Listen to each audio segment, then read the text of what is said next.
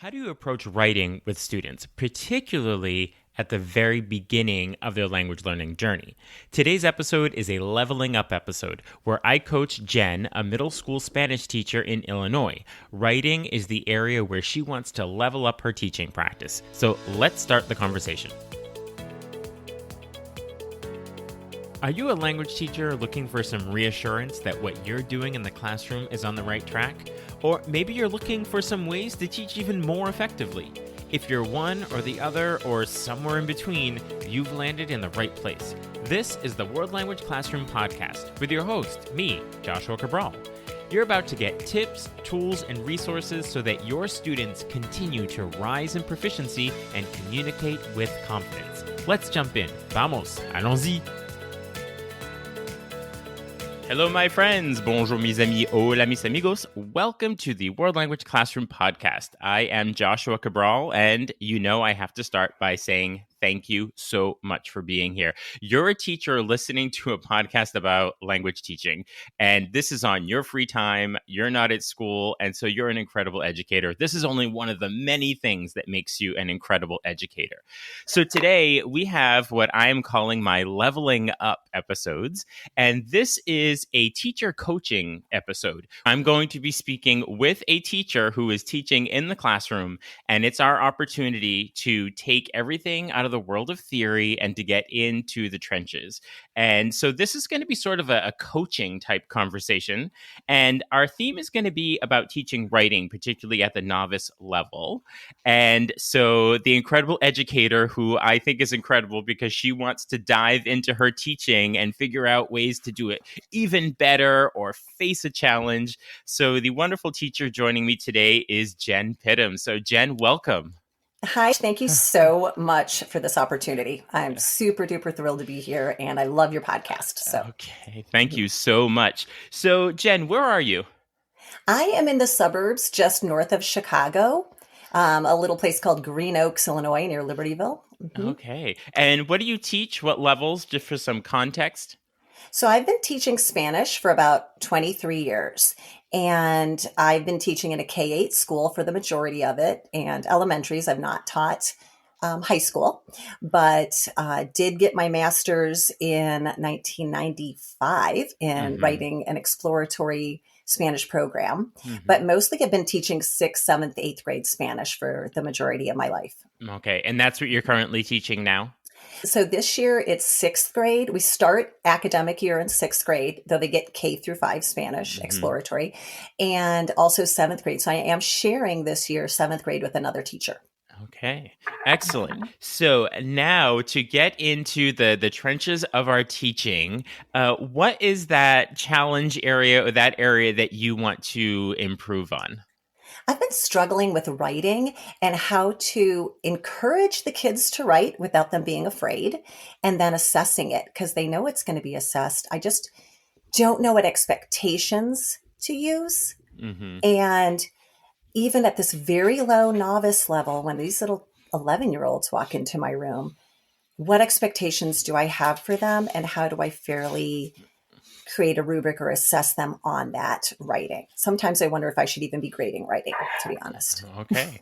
Yeah, I think the idea of grading and assessing is different, right? So assessing, in my mind, when we use the word assessment, we're talking about feedback, and grading has this, it's a summative experience for the students, you know? So I even think that that change in just the word we're using, because I think that when you're looking at novice level, that word grading seems so summative, particularly for a novice, whereas assessment, and we'll talk about this, is more of that formative process. Exactly. It's the formatives. It's the feedback before the grade that I am like really focusing on figuring out.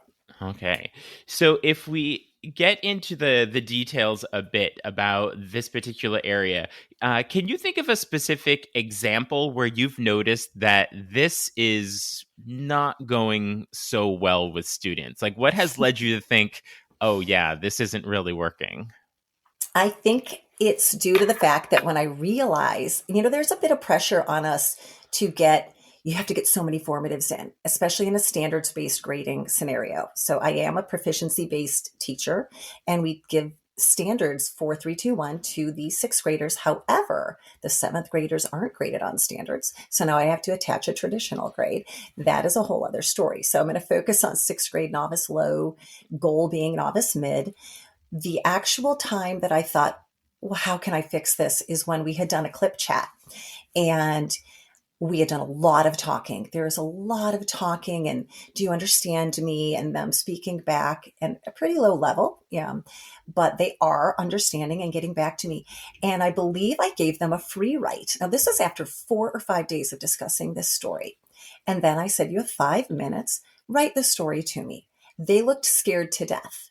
And I don't like seeing that fear in their eyes. And I said, don't worry about this. It is not a grade. They're always concerned about that. I just want to see what you know. It helps me know what I need to do better. Mm-hmm. So they wrote, and it was all over the board. I mean, you had one boy who wrote 3 sentences, and you had somebody who wrote an entire page. And I thought, how on earth what are my expectations here? What do I do with this? That was my moment.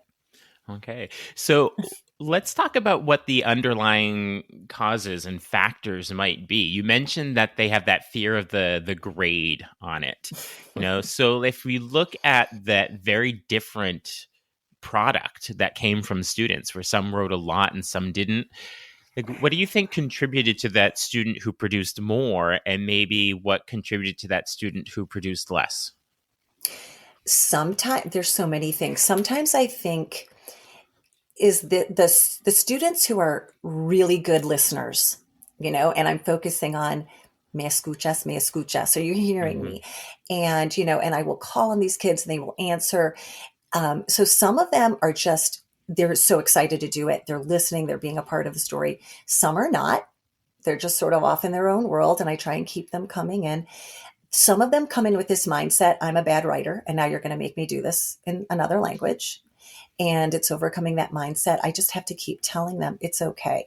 If you can redo it, you can redo it, but they don't want to. It's a lot of it too. They are 11-year-olds. They just want to get it over with.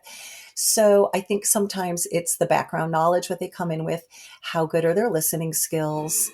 I don't even think it's a fear so much of, am I going to get the forms right? And things like that. It's the remembering the story. And I do give them a prompt. Try to tell me what happened in the beginning, and then the middle, what was the issue, and then how did it end up? It only 5 sentences would be great. I'm just trying to encourage them, but do as much as you can. And I think a lot of it is kind of background confidence levels and things like that. So what are you doing in terms of reading? So when you're talking about this story, they're listening to it and then producing it in writing. Is there a place in there where they're seeing the words on screen or words on paper in the process? Yes, I have words all over my board and prompts, and it's always Black English, blue Spanish. I color code. We write, after the story, we write it up, a write and discuss.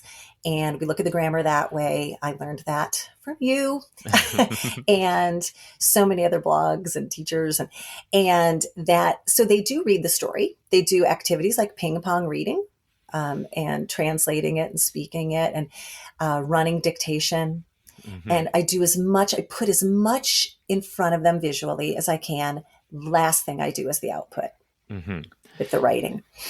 So in terms of addressing this challenge currently, you are providing the visuals and all of this scaffolding to help them get there. Yes. So now if we look ahead at, let's say, 3 months from now, and what would that ideal scenario look like in your classroom where you're not saying, oh, this is not sort of jiving well, or the students are all over the place? Like, what would that look like in your classroom where you feel like you've moved past this hurdle a bit? I think in terms of writing, I would have prepared them for the first 3 months by giving them a lot more activities. I need them to do a little bit of output in some other ways, I think, before giving them a 5-minute free write. That might have been a little much. So I'm trying to figure out what are little ways, what should they be able to do to practice the writing so that they're ready for something like that, because that probably was mid-year when I Mm-hmm. finally did that. Mm-hmm. And definitely, it probably was January or February, because in the beginning of the year, I'm just not quite sure what to do to get them to output even a little bit. Mm-hmm. And when you're using the word output there, you're talking about writing output. Writing output. We're focusing specifically on writing, but do you find that students' verbal output has those same sort of discrepancies amongst students as well? Mm. Yes, there are some that will answer me in complete sentences. Those are my heavy writers, and I'll have those on the board, right? And they'll Mm-hmm. see them, and after a while, they don't need to. And then I still have my see, no, my one word Mm-hmm. answers. And do you Um, find a correlation between those students that write more are speaking more and the ones that are writing less? If we look at it from the point of view of proficiency levels, you have students that are outputting verbally and in writing at that novice low, and then you have the other ones at the novice mid. yes, they are connected, the speaking and the Mm-hmm. writing. Mm-hmm. And you see it more as ability, or it's also part of that confidence piece? I think they gain confidence as the year goes on. I have Mm-hmm. seen them get better and better, and I show them. I look in your notebook. Look at the beginning of the year, what you were writing. Look what you're doing now. Mm-hmm. And so I do see them getting better. I just feel like in the very beginning of the year, what does this look like? Mm-hmm. It is, and I tell them, we go over the proficiency levels, and I show them what novice low looks like. Your goal is mid, and this is what that looks like, and I Mm-hmm. have it on my wall. And I just need them to, this is where I get stuck. I need them to practice enough where they can maybe do it on their own Mm-hmm. with confidence. And I know it's a fluid thing. I know they can get stuck at a level, and then maybe what I'll be able to see in seventh grade is a massive, huge growth. And I think Mm-hmm. that would help me Right. to see, this, little boy who couldn't do three sentences is now writing 10, Mm-hmm. and maybe I'll see that in seventh grade, but I feel like maybe I don't know if it's something I'm doing or it's them or both, where they're getting a little bit stuck. Okay, so a lot of things to take in there and a lot of directions to go in. But I loved hearing about how you're helping to scaffold and what the words look like in the board and on the walls in your classroom, and also hearing about using a write and discuss where it's not just the listening and then you're asking them to write. So much is going on there. I can see where like you're feeling like I'm doing all this stuff. Why isn't the product there, right? This is more a question of, yes, it's a challenge area, but how are we going to even build on this to make it even more effective in your classroom? So let's brainstorm some potential strategies for approaching this. And the first thing is just hearing you say at the end about the early on and the writing. And I think one thing to keep in mind is we talk a lot about comprehensible input, right? That Mm-hmm. is huge. Everyone's talking about comprehensible input, and it's not the end all be all, the only thing that should be happening in our classrooms. We might feel like that sometimes, Mm-hmm. but there is a primal role of comprehensible input in the early stages of second language acquisition, right? So even looking at that in your classroom, the first question is, am I going to the presentational writing too soon? And Yes. should I actually be spending more time on the interpretive? And even in looking at our assessments, and this is something I've learned from Florencia Henshaw, actually, and Common Ground, is when we are doing our grade books and the percentages of what we're counting in our classrooms, is early on, I was doing 25% for each of the communication modes, and then 25% as a formative. And I got the feedback from Florencia that at the novice level, that doesn't work as well. That's more of an intermediate mid where the modes are becoming more conducive to each other. Whereas at the novice level, we really want to focus more on the interpretive and make that even 50% of our grade. Mm-hmm. So I think that maybe you're trying to, and I could be wrong about this, but I'm just sort of based on what I'm hearing here, is that you're assessing the output when the input is more of the focus at that very early level. And that's hard for a teacher because we feel like we have to look at their output that shows what they could do, and that's what we have to put the grade on, and I have to put grades in my book, and that's one of the disconnects with the expectations of grading and a proficiency based classroom. Mm-hmm. Right. Absolutely. Mm-hmm. I do feel like that my district would allow me to take writing out of the report card Mm-hmm. for that first year. They trust us as the professionals in the world Mm-hmm. language department. And that is one of the things I'm like, I just don't personally think they should be even graded on writing in sixth Mm-hmm. grade. Let's Mm-hmm. wait until they're in seventh and the goal is a novice high. Mm-hmm. Yeah, I think it's important to bring in all the modes and to not sort of just focus on the interpretive, even though that's incredibly important at all levels, but particularly at the novice level. So I think there's definitely a place for that writing. And Mm-hmm. there's a place for the reading and the interpretive and the presentational and the interpersonal. So Mm-hmm. I wouldn't advocate for doing away with it, but Okay. maybe looking at the amount of time. And that's the other thing that I have learned about grading categories, and the percentage that is allotted to each category is not so much about how important it is, but how much time you're spending on it. And if you are really spending a huge amount of your class time on interpretive activities, that should be reflected in their grade. And if Mm-hmm. you're only doing writing 15 to 20% of the time, yet you're counting that for 30% of their grade, that's where you need to sort of look at what those are. So it's the time devoted for each mode should be what it looks like in your grading book. Does that make sense? It does. Totally. Yeah. All right. Mm-hmm. So that was the first suggestion, is to look at sort of the expectations at the different levels and not assuming that all the modes are going to be the same weight in terms of grading. And I feel like when they are similar percentages, we feel like we need to be doing it.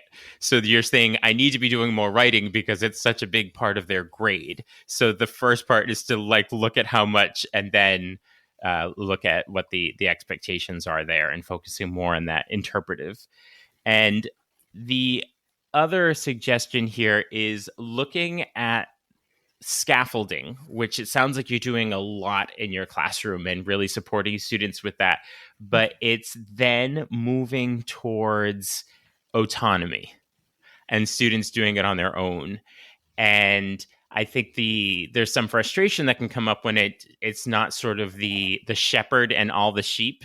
And we want to do that as teachers sometimes, is we want to keep all the sheep together and moving ahead. And that's not the reality of our classrooms, right? That's why differentiation is a word and it's a concept. And you're not going to have students all at the same place. And I spent many years as the shepherd trying to keep all the sheep together, and it's incredibly frustrating.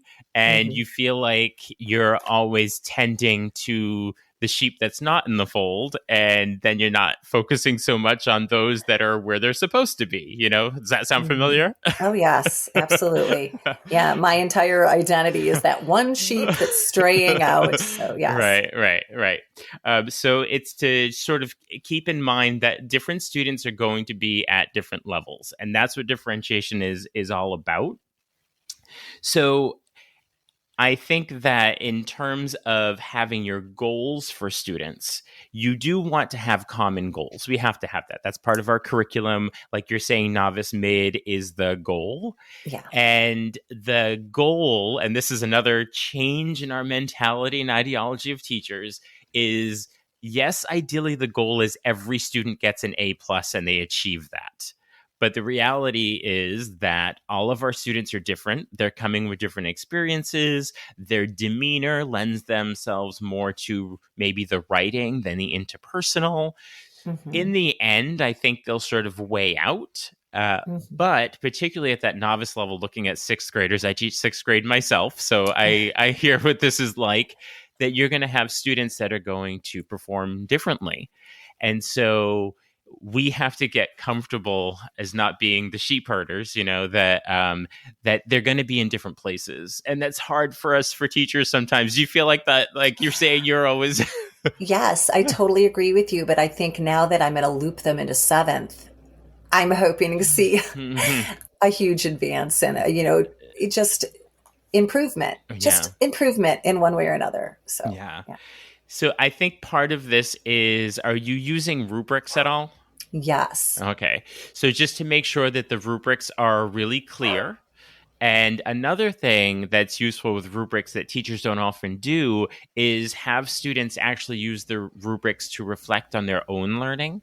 We Uh-huh. use it as the teacher, as our way of providing the feedback, but then to have students look at their own output or their own writing in this case and see where would they go on that rubric. It's a very metacognitive way of involving them, Hmm. and then so that helps them to understand the proficiency levels more.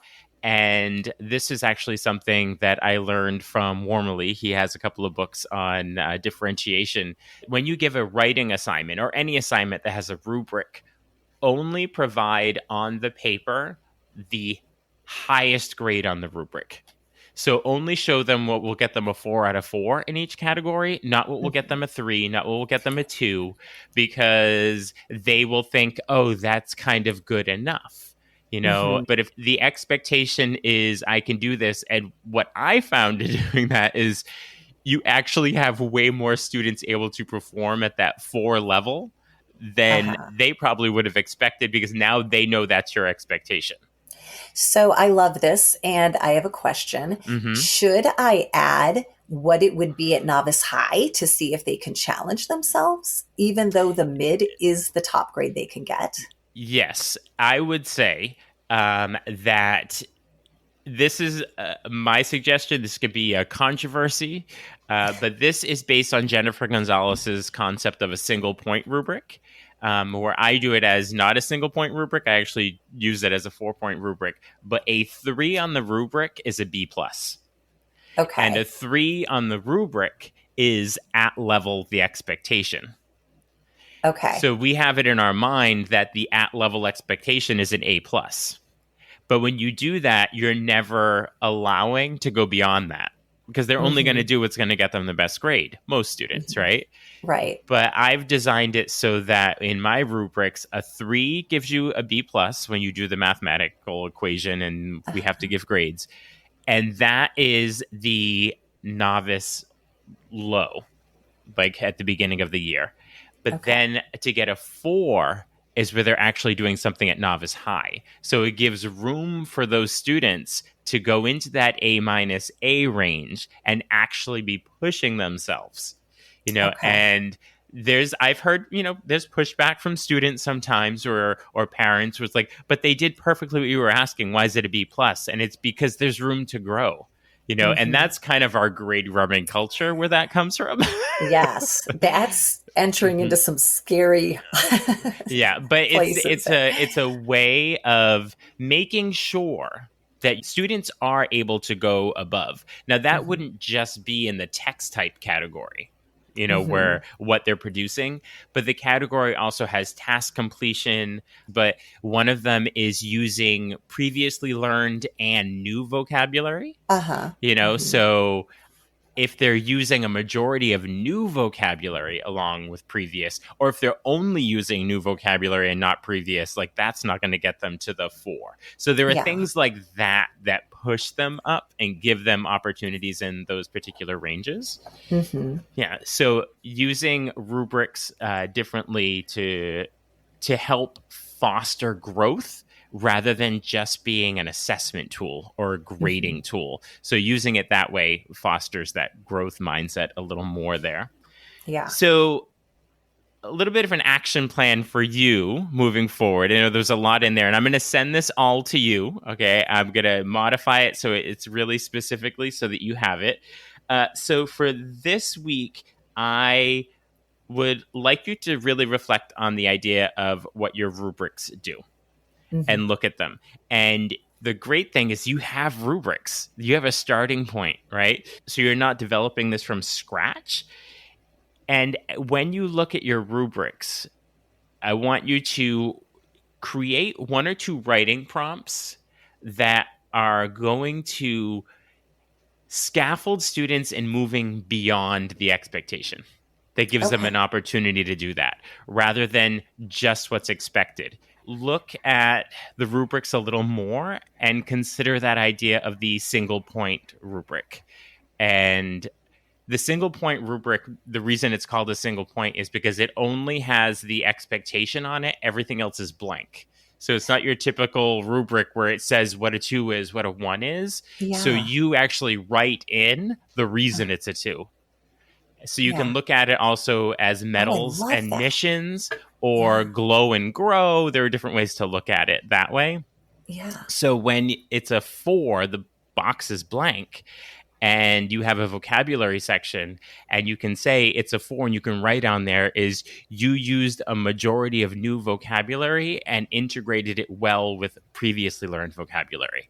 Or if it's a 2 there, you could say you mostly used previously learned vocabulary and not a lot of new words from the unit. It's very specific feedback and it allows to glow and grow. This is again looking at the single point rubrics that have come out of Cult of Pedagogy, which is Jennifer Gonzalez, and John Hattie also has a book on that. So that would be sort of the plan for going forward. So based on what we were talking about here today, and you came in with this, my students are at different places with writing. What's a takeaway from this where you're thinking, oh, okay, I can address this area with this maybe? What are you thinking? I love the fact, I love the single point rubric. I love the fact that I can say, hey, where you're at right now is this, but our goal is this. By the end of the first trimester, we do 3 trimesters. And I suppose, I really like the idea of the written down feedback. Mm-hmm. So if they give me some sort of exit ticket, maybe with something they've written for the day, I can then, during my prep period, write down, this is wonderful, this is what you could do next. Or, I love that you did this, that, and give them, it's the feedback, I think, that keeps them going. And that gets me excited. So my takeaway is that I want to put that on, create my own little rubric on those exit tickets with the blank and, hey, next, this is great, but why don't you try adding this next time? Something Excellent. like that. That sounds wonderful. Well, Jenn, thank you so much for taking the time to have this conversation. I'm sure that there are teachers listening to us right now who are dealing with something similar in their teaching, and your willingness to come on and talk about this has hopefully helped you with some direction with this, but it's also helping so many teachers listening as well. So thank you very, very much. Thank you. And thank you for having this podcast, because you are definitely changing the lives of many teachers and therefore students out there. I really appreciate the time you put into this. What insights or inspiration did you take away from that coaching session? If you want to dive deeper into your own teaching practice, consider joining me for a Leveling Up episode. Just click the link in the show notes and we can set it up. You'll also see a link while you're there for Talking Points, my weekly email newsletter with tips and resources for language teaching. I will talk to you soon. Bye for now. Thank you for listening to the World Language Classroom podcast. Be sure to follow or subscribe wherever you're listening so that you never miss an episode. Let's keep the conversation going on social media. Connect with me on X, aka Twitter, Facebook, and Instagram at WL Classroom. And for even more valuable resources, visit my website, WLClassroom.com, where you'll find over 300 blog posts about language teaching. So stay inspired, keep growing, and continue making a difference in your language classroom.